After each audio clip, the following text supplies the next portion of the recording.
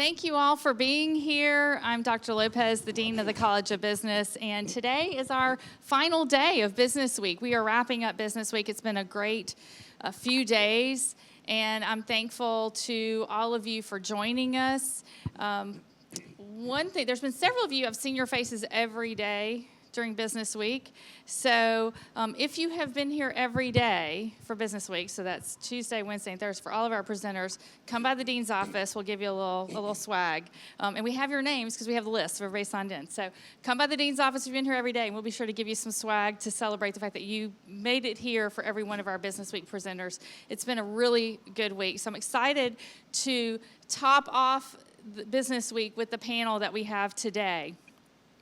I do want to mention that on Saturday, the College of Business will be tailgating, so feel free to come by Friendship Circle. We're right across from Dr. Wainwright's RV, so come on and say hello to us. We'll have some food, so pop in and get something to eat. So be sure to do that. So now to our panel. The panel we have here today is a very distinguished panel. We have members of Southeastern's University Foundation Board and also the Alumni Board, and several members of this board has served as presidents of those organizations as well, and they really do a tremendous amount for Southeastern and for our students to help advance us and to help us continue to offer really great programs. So I'm thankful to have the members of this panel here. They're going to talk to you about leadership lessons, things they have learned. You have a tremendous panel of experience here, a variety of experience, a very rich experience here on this stage. And they're going to share great lessons with you today. I'm going to share one quick lesson before I introduce our panel and pass it over to our moderator. But as we talk about leadership and leadership lessons, I'm going to share one lesson with you that was on my mind this morning whenever I was driving in. And one of the things I think it's important as a leader is to always take opportunities when you can to show gratitude. And so I am very thankful for the Dean's Office staff, Ms. Linnell, for our Cameron, for all of our GAs, some of them weren't able to be here today, who make all this happen, for our College of Business ambassadors who make this happen. Thank you guys. They're always around with their green jackets, and we can't do the things we do without them. Our faculty who make it a priority to support their students. I want our students here to also think about the time. One of the things I look back at my time in college, and I think there were a lot of opportunities to show gratitude, and I didn't do it because I didn't recognize how people were really investing in me. And it wasn't until later in life that I looked at it and realized, man, they took the time to say, hey, this would be a great career for you. This is a great job for you. People don't always have to do those things. So look for those opportunities to be thankful whenever people are there to support you. So that's my leadership lesson for today. Now, I'm going to pass it on to people who have way more to share with you about leadership lessons. So here on our stage, we have at the far end, Mr. Wallace Lewis. And if you'll look in the program, you have the bios of each of our speakers. If I read their bios, it would take us all day because they've done such amazing, amazing things. So please take the time to read the bios. I'm not going to go into it because I want to make sure we have the time to hear from them rather than listen to me talk. So Mr. Wallace Lewis is the former Vice President of Agency Sales at State Farm and a Foundation Board member. So we're thankful for Mr. Lewis for being here. Next to Mr. Lewis is Ms. April Ford Jackson. She is the Section Chief of Transportation for the Louisiana Department of Justice and a Foundation Board member. We have Ms. Gina Laird, who is the former Senior Vice President of Benefits Operation Division at Blue Cross Blue Shield of Louisiana and an Alumni Board member and was a former President of the Alumni Board. Then we have Mr. Toby Cortez. Toby's the Managing Director of Stifel and a Foundation Board member and the, as of this evening, former President of the Foundation Board. And our moderator for today is also the College of Business's distinguished alumni. So we're very excited to celebrate her this evening. We're going to be at the tomorrow evening. I'm missing a day. Tomorrow evening, we'll have the alumni banquet in which we celebrate our distinguished alumni, and we'll have Ms. Dawn Cantrell representing the College of Business. I'm very thankful to have her. She's the former Senior Vice President of Health Services Operations at Blue Cross and Blue Shield of Louisiana, and as I said, she's a member of one of the boards and also the College of Business Distinguished Alumnus of the Year. So thank you for moderating today. Please come on up. Dr. Lopez. Appreciate it. Good morning, everybody. Happy homecoming week. Happy business week. We're really excited to be here. And I want to thank the panelists for agreeing to do this with me. I really appreciate your participation, and I hope that you all get something out of this today.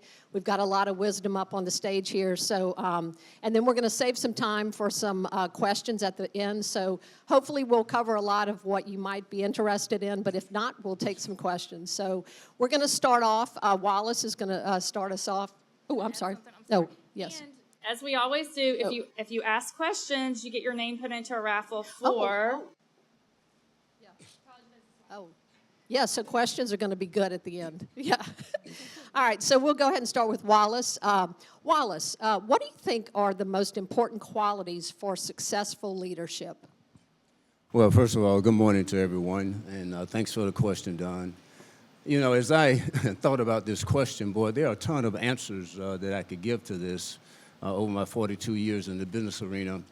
But the one that came to my mind is that before you can really be expect to even get consideration for leadership, you must be successful at what you're already doing, right? And be deemed to be successful by those who are observing you. And so I will share with you something that I think is a unique quality is that you need to know what your own sweet spot is. You know, I talk about this and I use this when I mentored many, many people and also to my grown children. And Max Lucado wrote a book entitled The Cure for the Common Life. And it said, living life in your sweet spot. So very quickly, you know, how can you know what your sweet spot is? The three quick things. The way you discover what your sweet spot is just pay attention to your uniqueness. Pay attention to your uniqueness. What just comes naturally for you? What are you just good at? You know, when I was growing up in Bonneville, Louisiana, you know, I always had businesses. I grew cucumbers on the farm. I cut grass. I did all these type things. But when I came to Southeastern, I majored in pre-dentistry. What sense did that make, right? And so I finally ended up in the business arena, and thank God that I found my way there. So you got to discover your sweet spot. And how you do that is just pay attention to your uniqueness, what it is that you're just good at. And the second thing is to find out what your sweet spot is, how God has gifted. First Peter expressed that God has given each of us a unique ability to serve others. Everybody has unique ability. So discover it, pay attention to uniqueness. And the second thing is, after you discover your sweet spot, how do you define your sweet spot? What's the definition of it? Well, it's very simply this. It's where what you're good at and what you're passionate about intersect. It's where they intersect. Because, you know, I love music, but I sing in the key of Q, right? I can't hold a note. So I'm passionate about music, but I'm not good at it. So therefore what? It's not my what? It's not my sweet spot. And then the final, what's the evidence that you're operating in your sweet spot? Very simply this. When you're working in your sweet spot, the work that you do, you may become physically tired, but never spiritually weary. Because you're functioning and you're operating in the giftedness and what God created you to do. I'll end with this. The mistake that people make is that they spend their lives trying to make their weaknesses their strengths. And if we try to do that, in the end, what Buckingham says is that in the end, if you do that, all you end up doing in the end is having some very strong weaknesses. So the thing of it is, what you do, quality you need to have is to know what your area of giftedness in and function in that. Wallace, thank you so much. That's great advice, and thank you for kicking us off. And Gina, I'm going to ask you if you want to add anything else to that, important qualities for successful leadership. Sure, thank you, Dawn. And Wallace, that was great advice. I think knowing yourself and knowing your strengths is so important in being not only a good leader, but a good person in general. In addition to that, though, I think for me, great leaders know how to collaborate. They know that they cannot do it alone. And they understand how to form teams that complement their strengths and their weaknesses, and especially their weaknesses, because if you're not good at something and you're missing something, then you're going to need to supplement or augment that on your teams. And so collaboration is so very important in being a great leader. And also another important quality that is essential to me is accountability. You've got to take ownership. You can't make excuses. You need to own your team, your process. You need to be passionate about it, like Wallace said, and be accountable. And you need to be accountable for the successes as well as the failures. And there are going to be failures, and that's okay too. And I think that's something that we'll get to in some of the questions today, is that, you know, everybody's really afraid to fail, but failure is not bad. Always. In fact, sometimes failure can be very, very important to the success of something. So accountability, collaboration, teamwork, and integrity too. Integrity is very important. Mean what you say, follow that up with your actions so that your teams can trust you, because that's what builds trust. Great, Gina. Thank you so much. There's so many qualities to good leadership. I mean, we could spend probably all afternoon talking about that. But I want to just ask April or Toby, anything else you want to add? We do have a number of questions, so anything else that's burning, just a lesson you want to make sure this group... You know, I think it's all about having a strong character. And there's no shortcuts to true leadership, and I think you definitely have to have strong character. Kind of the speakers already touched on that a little bit, but that's what I would just say. Thank you.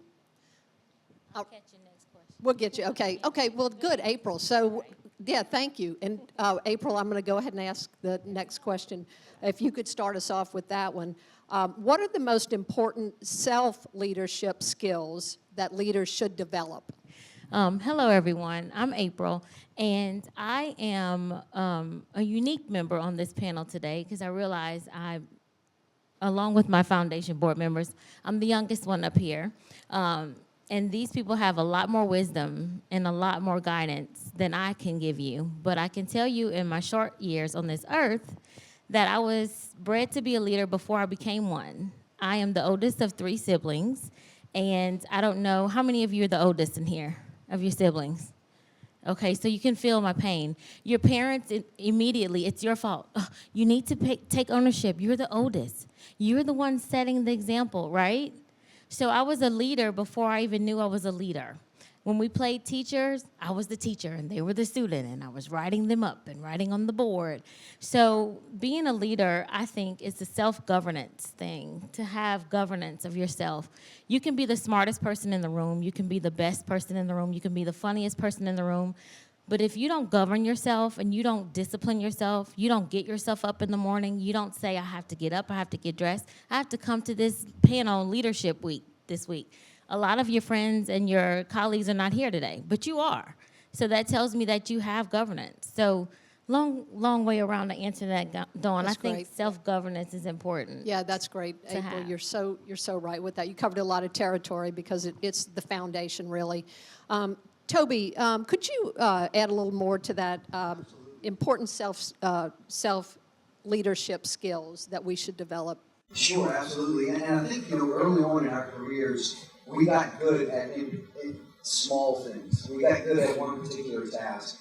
And one of the best skills that you can have is to be able to understand the large problems, to be able to look at a problem, and to be able to dissect it into all its individual components. And then be able to build that back up. It's going back and forth between the forest and the trees, and being able to see both of those things. I think it's a critical skill to be able to develop, and it's essential in being a good leader. Good. Thank you, Toby, so much. Gina and I used to work together at Blue Cross. We worked together for a lot of years, and we rode together. We both live in Baton Rouge. We rode together over here. And so we were talking about leadership and this topic and how rewarding leadership can be. So I want to ask Gina to give us some advice. What advice do you have, Gina, for new leaders who want to get into leadership roles? So You know, I started at Blue Cross almost 40 years ago as a supervisor. I did not have any prior leadership experience. Prior to coming to Blue Cross, I was a teacher, actually, at a business school. And when I was young, in my days as a supervisor, you know, I really thought that, hey, I'm the boss. You know, you need to listen to me. I don't need to tailor my approach to you. You need to adjust to me. And then I quickly learned that if I'm going to really be an effective leader, that was not a good approach.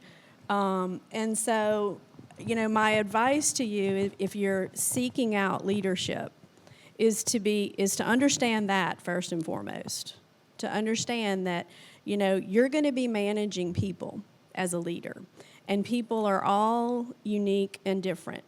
They have different personalities. They have different ways of thinking. They have different ways of processing the same information.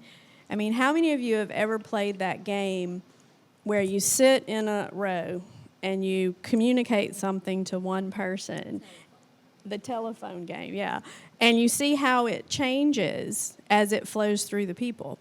Well, I mean, that's what leadership is. I can say the same exact sentence to 5 different people, give them the same direction, and they will invariably interpret it differently. So if you're interested in becoming a leader, you need to understand that first and foremost, and understand that you're going to need to tailor your approach with people, and so that you can lead them successfully. I'd also encourage you to enjoy the journey. Okay, you're going to start at a company, and you're going to have goals, and you're going to write down your goals, and you're going to say, you know, in 6 months I want to be promoted.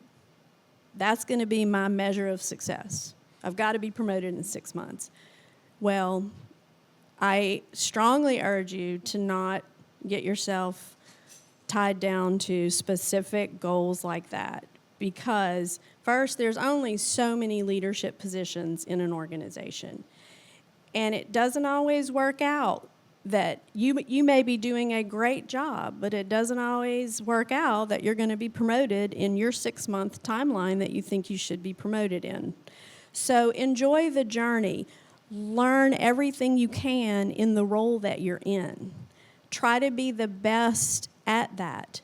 Volunteer to take on additional duties and assignments.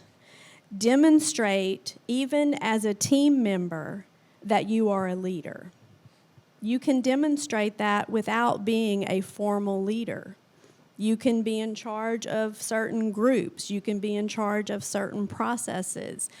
So if you're interested in becoming a leader, I really urge you, as you get into the corporate world and you get on with a company, be the best that you can be in the role that you're in.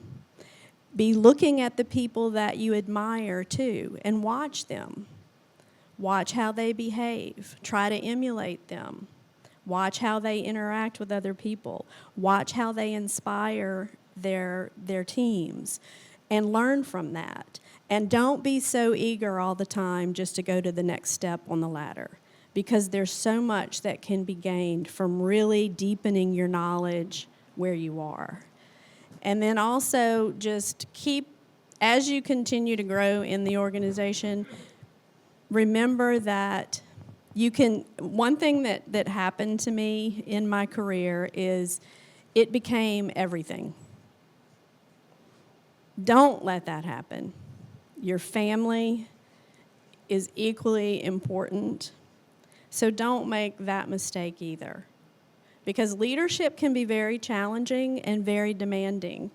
And if you're not careful, it can consume you. So just remember throughout your career to keep that work-life balance in check, too. Great, Jean. Thank you. That's a lot of experience talking right there. Thank you for that. Anybody else want to add anything that you're passionate about? Well, I would just give, just very quickly, I get that question a lot over my career, and then I ask the person, why do you want to be a leader? You know, why? And individuals who want to be leaders so that they can get a promotion, they're setting themselves up, if that's their primary aim, to get a promotion, for frustration. And I can sum it up in 5 words. Others focus versus me focus. If your aim in life and you get a thrill out of seeing other people succeed other than yourself, then you got a solid foundation for wanting to get into leadership. I'd like to echo that. You have to love people. If you don't care about that person, the people that you're leading, it's not going to work. There cannot be no false personalities that you put on. You have to love people. Whenever I got into the sales business, whenever I started, somebody told me, he said, you just got to like people. And a lot of it is that simple. You really have to like people. And I do have one more thing. I know I'm long-winded right now, but Dawn told me don't talk too much. It's okay. The other thing, and I think this is really important too, don't be afraid to take a lateral move in an organization. That's not a bad thing. And oftentimes, you're going to broaden your knowledge about the operations of the company. And oftentimes that can really accelerate your career. So do not think taking a lateral move to go learn something new in a different department is bad, because oftentimes that is what's really going to propel your career. And that's what happened to me. I actually took a lateral move to start working in her department. And from there, I just continued to ascend through the company. Great advice. Great advice. Thank you, Gina. Okay, Toby, I'm going to ask you to respond to this next one. Winston Churchill said, "Success is not final. Failure is not fatal. It is the courage to continue that counts." We know that all leaders have areas on which we've had to work more intentionally to improve our skills and approach. Tell us about an area that you've had to focus on and how you did it. Thank you. That's an excellent question. It's really facing the negativity. I've done a couple of different projects and led a bunch of different projects, and you can't take the negativity personally, because everybody is in different spots when they're talking to you. You don't know what's happening in their personal life, but you have to have a strong, thick skin to be able to be a leader, to be a successful leader, because negativity is going to come. Now, as you develop yourself as a leader, what the key skill that I believe off of that is where do you need to listen to that negativity? And as you grow as a leader, you'll hone in your skills more and more about, you know what? Those 10 things that I just heard negative, everybody's coming, that one is going to derail the project. That one is one I definitely, absolutely have to focus on. And so through that negativity, you kind of develop that skill over what's going to really hurt the project and what do I have to address first. That's great. That's actually good advice. April, would you share your thoughts on this, areas that you've had to focus on to improve and how you did it? Yeah, sure, Dawn. I would love to. And I'm going to kind of put together something I heard from Toby and Gina. I had to overcome being afraid to do it afraid. So I took a lateral move at the AG's office, and now I'm the youngest section chief for the state of Louisiana. I manage 86 attorneys now under myself, and I had to learn to do it afraid. I took on roles in small, subcommittees and things of that nature before I was even promoted, and I didn't realize that it was propelling me to be promoted. But I would never have gotten there if I didn't get over my fear of just doing it afraid. You might be afraid to go and speak to someone, and this is my first time doing a panel, and yes, I was afraid, and I couldn't find this place, y'all. I don't even know where my car is, but we'll deal with that later. But whatever it is, put that post up. Sign that deal, let a lawyer read it first. But do it afraid. And that's probably the biggest thing that I had to get over to get into leadership. Real quick, one of the things that my daughter is absolutely sick of hearing me say is that life is on the other side of fear. Yeah. And that's where it's at. And I developed a mountain bike park, and I love mountain biking and the equivalent of what it does for people in the business world, because so many people I see face their fears on a mountain bike. And the way we've designed this park was it's progressive, and you start something easy, and then you get harder and harder, and each step during the way, you're overcoming fear. And I love to put that equivalent to the business world and to leadership. Life is on the other side of fear. That's so profound. Yeah, it really is. It really is. It's just such an important thing for all of us. We've all been in situations where we're starting out or we're not great at what we're doing, and we're so afraid. You're just afraid, and a lot of times it stifles people. It stops people from doing the things that they should do, and it never kills us. So anyway, I think that's a great one. I really do. Thank you all so much for that. I'm going to jump, Wallace, now to you. We all have challenges in life and work, especially when people are involved, right? Tell us about one of your biggest leadership challenges and how you turned it into a positive growth experience for all those involved. Well, thank you, Don. I'm sure you all have probably heard that you can get to a situation where something that was your strength can become your area of growth. I'm the youngest of 7 children at the ripe young age of 70.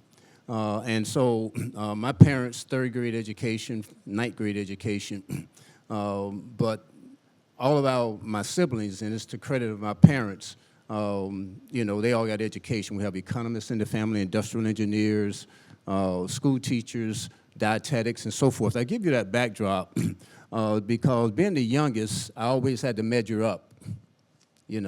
And so I end up taking that mode of operation to the business arena where I thought I was striving for excellence, and I was really striving for perfection.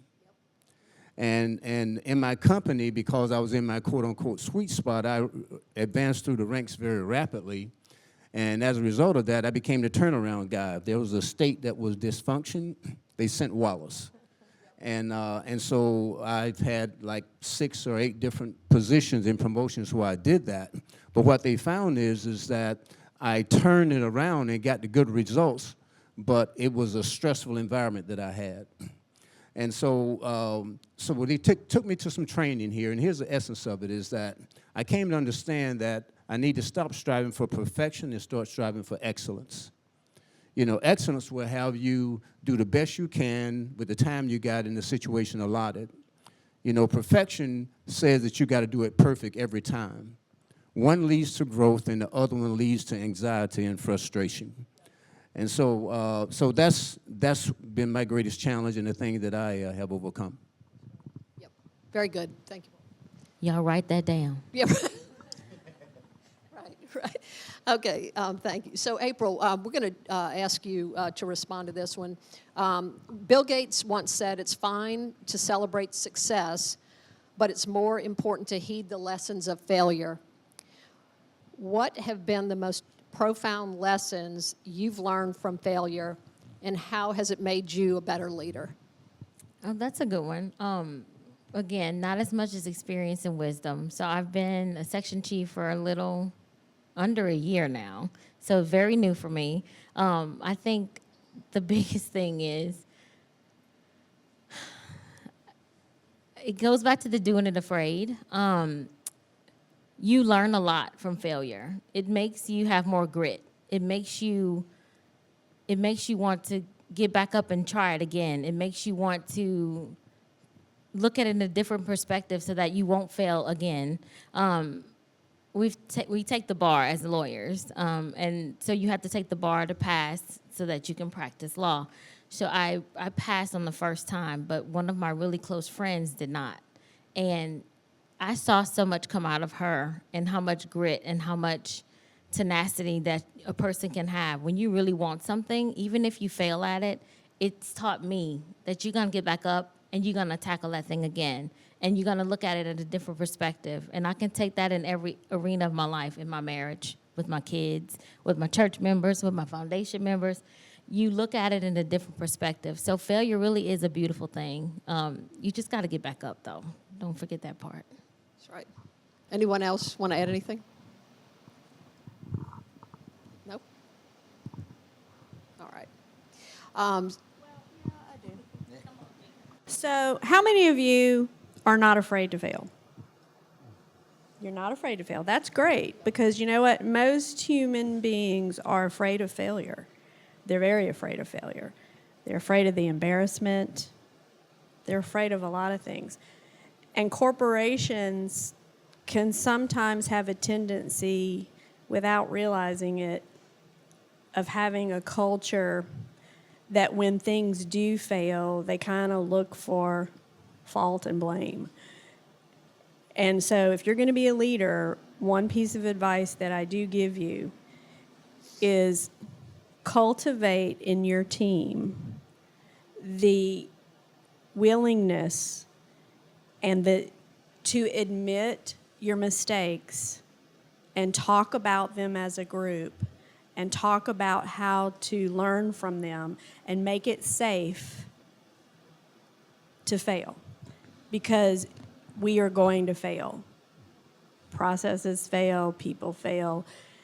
What you have to do, though, is learn from those failures and let that help you propel and grow. So if you're going to be a leader in any department, in any company, make it okay to talk about it.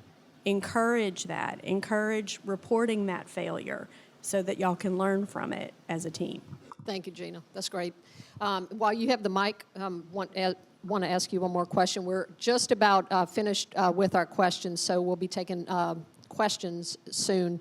But Gina, what behavior or traits tend to stall or derail leaders' careers, and how can we avoid those pitfalls? To me, the biggest traits that cause people to fail or stall in their careers are arrogance and bullying. Okay? I've worked with a lot of leaders throughout my career, and I've worked with some wonderful leaders that have been so inspiring, and they've put their trust in me and their faith in me. But I've also worked with some doozies. And the leaders that bully you and are passive-aggressive and pit one team member against another, those are the ones that they're not going to be good leaders. And you can learn from them, okay? Sometimes it's difficult to endure it, but you can learn a lot from a bad leader just as you can learn from a good leader. You can learn what not to do when you get additional responsibility or when you move on. But bullying and arrogance, please don't possess those characteristics, because ultimately you're not going to go far, because people won't want to work for you. They won't be inspired by you. You may be very smart. I mean, we had a leader in our organization one time. He was very smart, but he was a bully, and he was arrogant. And no one in the company, not even his colleagues, not just the people that worked for him, but the people that had to work with him, no one wanted to work with him. And ultimately, he ended up leaving the company because nobody really wanted to work with him. So arrogance and bullying, to me, are my two biggest. Good. Thank you, Gina. Okay, last question. And let's see, I'll ask Toby to take this one. So, Toby, think back on your time as a student.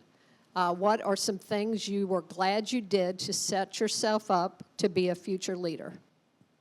Easy. It's get involved. I mean, you can't just go to class and study and make good grades. You gotta get involved. And no matter what the topic is, no matter what the organization is, the structure of leadership is the same, and those principles are going to carry out. So, you know, whether you're in sports or whether you're in student government or whatever you're getting involved in, get involved and take the opportunities to be in a leadership position. You know, and then I always, when I was in a room with someone that I admired or somebody that was successful in the career, I always asked them questions, sincere questions, to try to figure out, how did you get there? How do you do what you do? So, you know, don't pass up the opportunity. I know this whole panel, Dawn and everyone, we look forward to the opportunity to share our experiences because we don't want you to have to go through some of the things that we went through.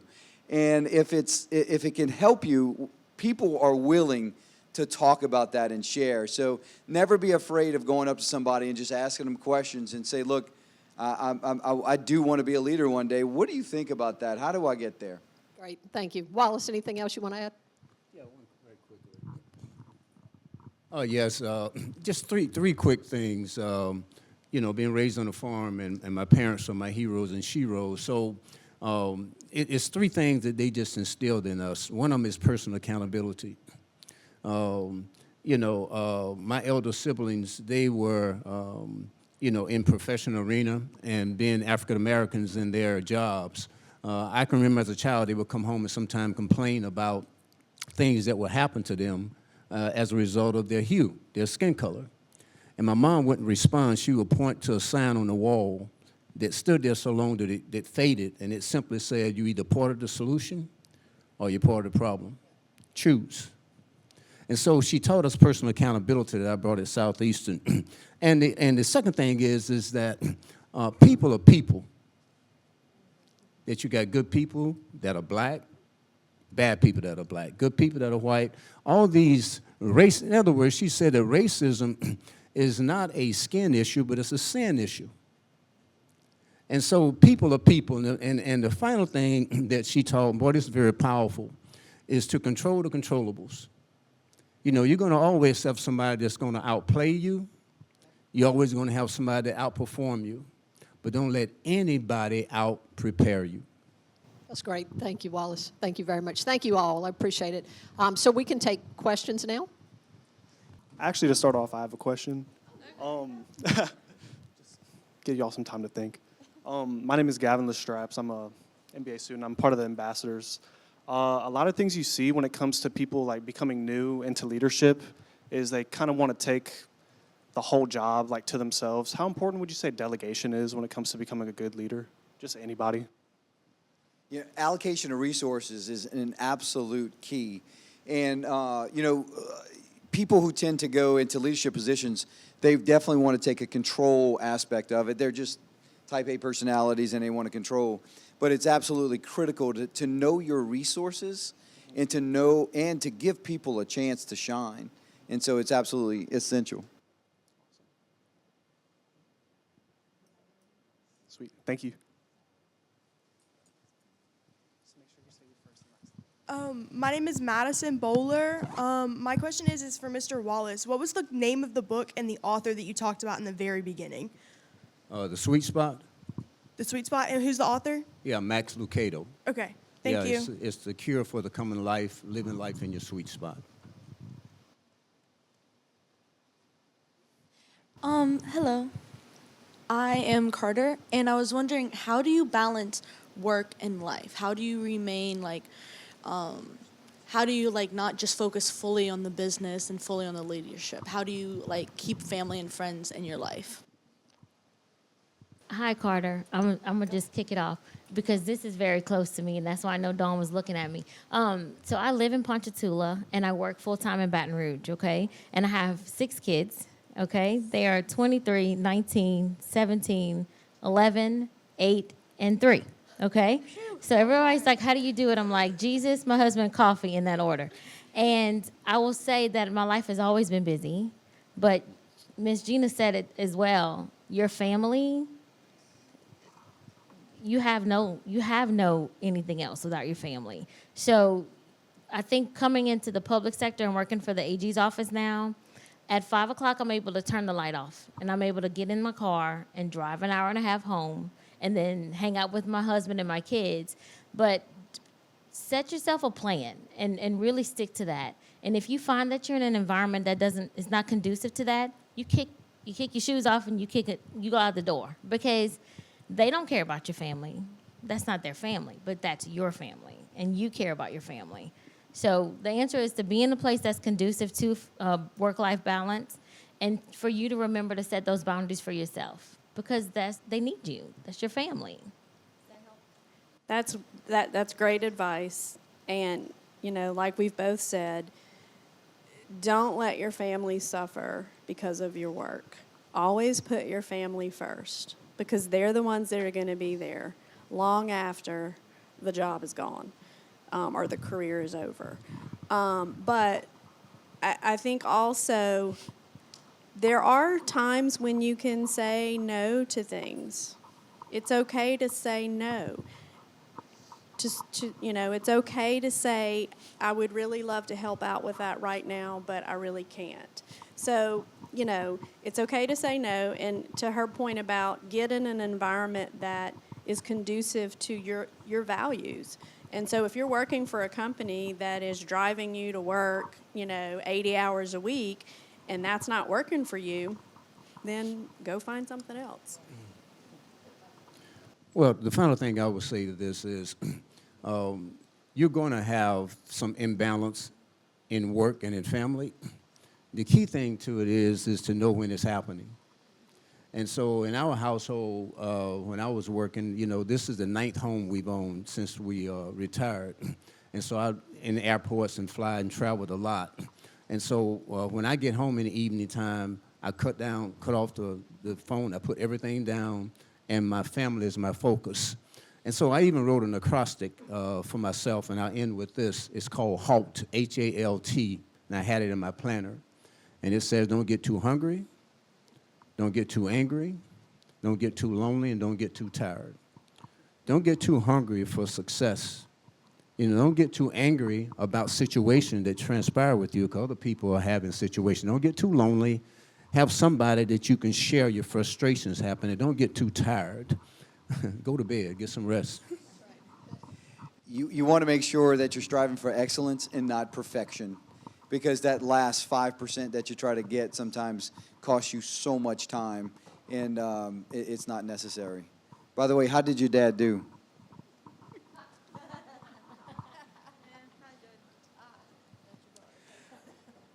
Hi, good morning. My name's White Robbins, and I have a question for anyone on the panel. What or who inspired you to take up a leadership position?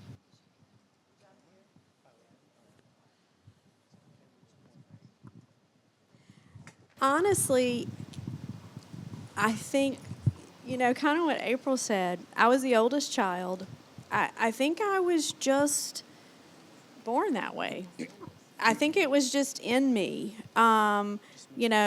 forever. And I think, from a young age that kind of came out in, I was the teacher when we were playing school. I was, in charge of my little brother. And so I think I just naturally became a leader and didn't, it was just always that way. And honestly, I used to believe, in fact, my boss and I had a debate about it one time. I used to believe that you were either born a leader or you weren't. And my boss, challenged me on that. And I have come to change my thinking on that. And I do believe leaders aren't necessarily born, they can be taught. I do believe that now. But for me, it was just kind of this natural thing to do. Yeah, and for myself, very quickly, I don't know if I ever aspired to be a leader. I just really aspired to help people. Yes. And that's just something I saw my mom do it when it was coming up. And believe it or not, God has hardwired us to get more joy from giving than taking. We've just kind of bought into the world's strategy with that. So I had that modeled for me. And so I just always try to help my peers be better. If I found an idea, a strategy that worked, I gave it away. If I saw a mistake that I made, if I'm doing something, I go back and say, hey, don't do this so you can do it better.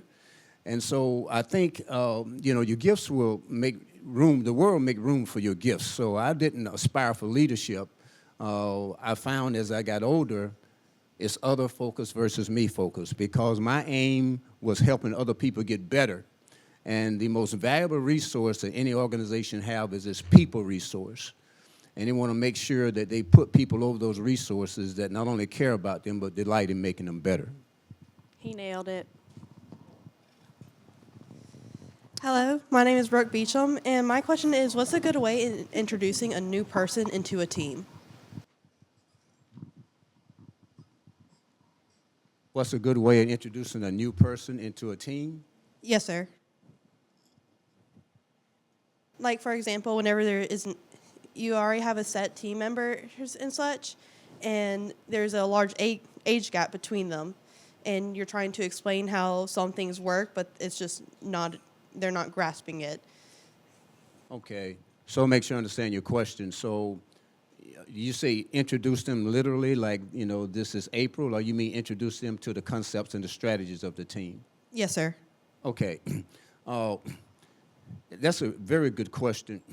And this is not the answer, but it is a response. Because I was kind of the turnaround guy and moved to different areas, I created an acrostic because I had to keep redeveloping teams and assimilations of teams. And the acrostic was TEAM.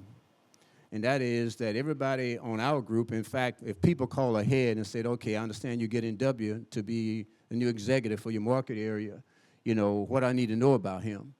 And it's to tell them, well, if you're not a team player, you're going to have a problem. And that is team. They are to use their talents, their energy, their attitude, and their motives to make each other better. And so the assimilation process with people I brought on board, I really didn't have to introduce them into the process. Our team leaders knew that if they had a member of the team, that's how they were applauded, and that's how they were awarded, that's how they were praised in terms of using their talents and their energy and attitude and motives to make each other better. So I literally introduced them, and then quite frankly, my team just took them and inundated them to make sure they did well. Yeah, and some of the strategies I use, get someone a buddy. If somebody's new to your department or your company, assign them a buddy to help, that they can go to with questions. Make it fun, though. Introduce them, play a little game in a fun way. That can kind of help people relax quickly. Just things like that. I used to have what I called huddles, and pretty much every day we would huddle, and we would introduce new people that may be joining the team. We would talk about current issues or any goings-on in the company. They had the opportunity to ask questions, and if they had heard anything, through the grapevine that they wanted to know about. So we would have daily huddles too, and we played. We worked hard. Our motto was work hard, play hard. And I gave them opportunities to let their hair down and have fun with each other too. Hi, y'all. I'm Morgan Williams, and I wanted to ask two questions. And so the first one is, I know you said don't get too angry. And so, of course, not to get too angry, you said to blow off some steam, to talk to somebody. So what are the qualities that you guys look for in a good mentor?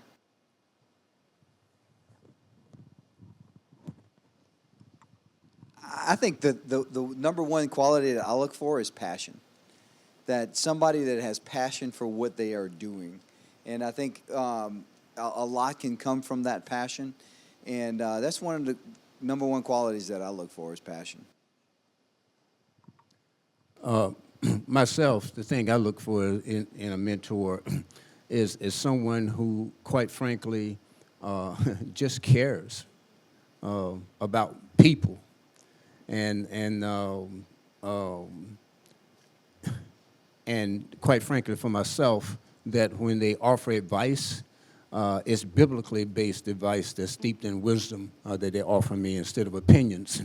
Because from my experience, if it's done in that way, it is advice and direction that is timeless and infallible because it's given by the manufacturer. Okay, thank you.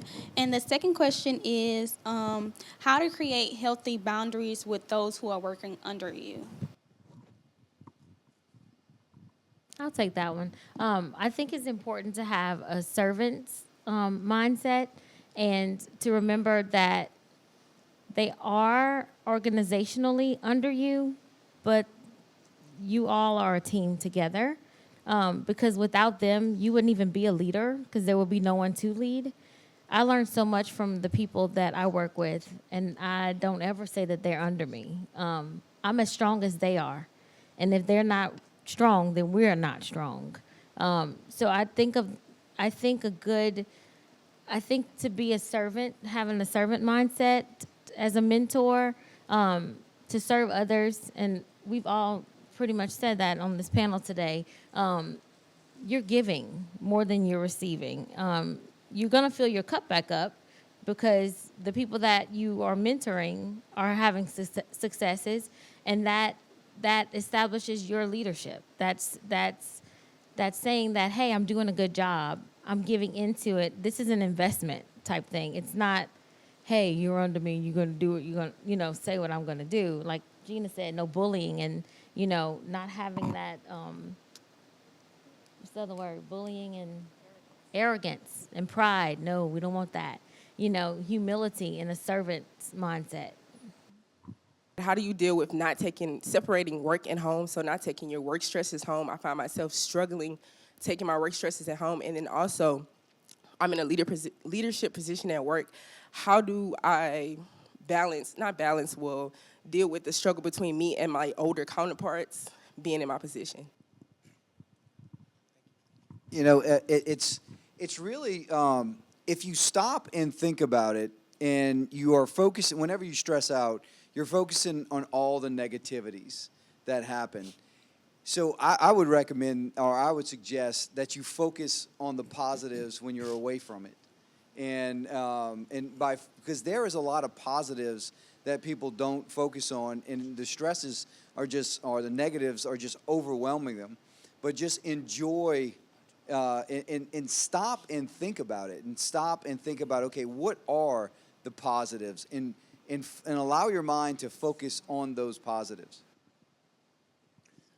Yes, and I don't know your specific situation, but I guess the questions that I would ask is the job that you have, do you feel qualified for the position that you have? And if you do feel qualified for the position that you have, do you feel like you have the support of your leadership in that position? I find those are one of the two areas, or a combination of the two. I've been in positions that I definitely was qualified for, but didn't have the support and the back end of the people who were over me. And so that's the thing that I would address. And if you do find that you are qualified and the person not giving you the support, there's another book entitled Crucial Conversation. And if you guys never read this book, Crucial Conversation, I encourage you to get it because it teaches you how to engage and have conversations with people and yet leave the relationship intact. And so there's no Oz answer to your question, but if you're qualified for the position, not getting support, have the earnest conversation with the people that are over you to get the support. And then the final thing I would say about the naysayers or the people who are not following your lead, there's another book entitled Everybody Can't Sit in Your Balcony. And so I had to adopt the deal for myself that some people aren't even worth ignoring. And to address the second part of your question about you being younger than some of the people on your team, that's going to happen a lot. That's going to happen all the time. And it's not about age, okay? If you're in the right role and if you are competent in your knowledge of the job and the role and being a leader, then by you being accountable, by you having ownership of your team and your process, you're going to demonstrate that to your people. And if you have the integrity to that, you know, you do what you say and you listen to them, then you're going to earn their trust, and age is not going to be an issue. Great. Well, thank you all so much. First, thank the panel. Y'all did a great job. We really appreciate it. Everybody give them a big hand. Really, thank you, thank you, thank you, thank you. Y'all did a wonderful job. A lot of great wisdom, and this was a great audience. Thank y'all so much for being here, for being so attentive, and for your great questions. We really appreciate it. And thank you, Dr. Lopez, for having us.